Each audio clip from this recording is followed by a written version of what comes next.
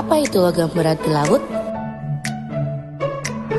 Logam berat atau trace elements adalah unsur logam atau metaloid yang keberadaannya di laut sangat kecil. Biasanya dalam kisaran nanomolar atau nm hingga pikomolar atau pm.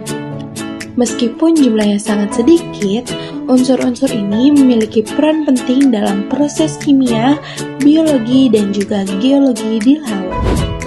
Logam berat di laut yang meliputi sumber alami yang terdiri dari 1. Pelapukan batuan dari daratan atau weathering. 2. Sungai membawa ion-ion logam seperti besi, mangan, zinc, tembaga, dan nikel.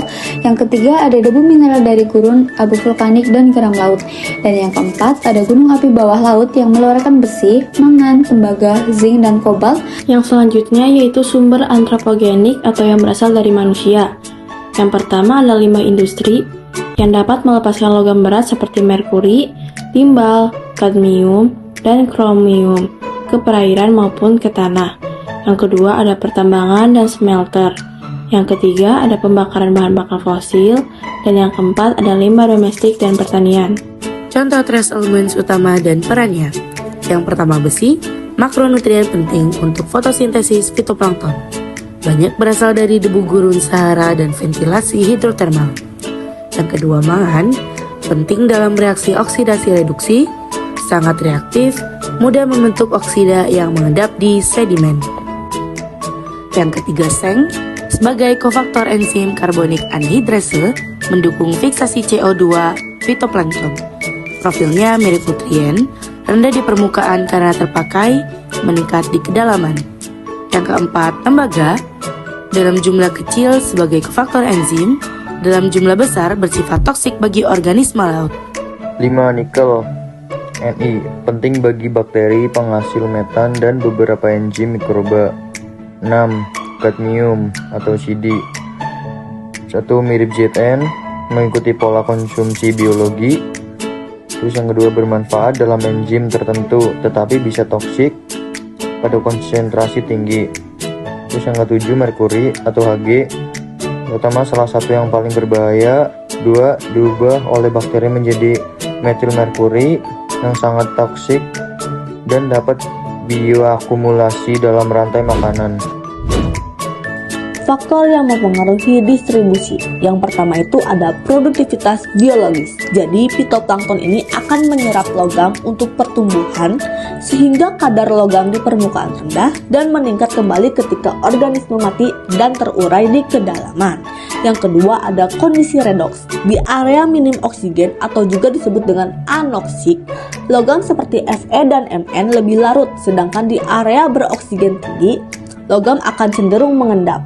Yang ketiga ada pH dan alkalinitas. pH akan menentukan bentuk kimia.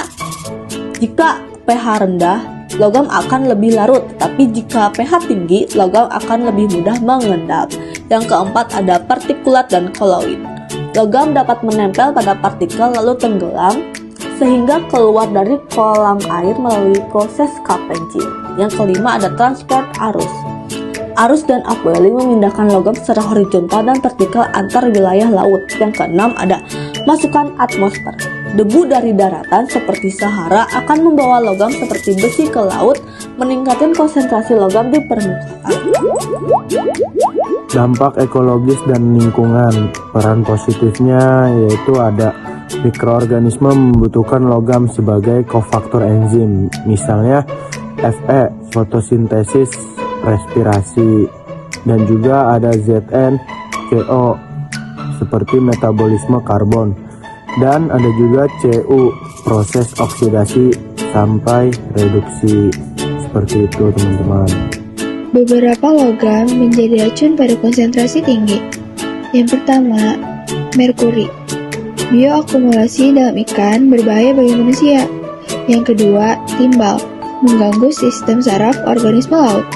Yang ketiga, kadmium, toksik untuk invertebrata. Yang terakhir, yaitu tembaga, merusak membran sel alga. Peran trace elemen dalam ilmu oceanografi. Contoh yang pertama yaitu tracer sirkulasi laut. Contohnya thorium atau TH dan protagnium atau PA untuk mempelajari ventilasi laut dalam. Yang kedua yaitu indikator produktivitas biologis, contohnya kadmium dan seng sering dipakai untuk rekonstruksi produktivitas masa lalu. Yang ketiga, indikator polusi, atau contohnya yaitu tingginya PB, Hg, dan CD atau sebagai tanda kontaminasi antropogenik.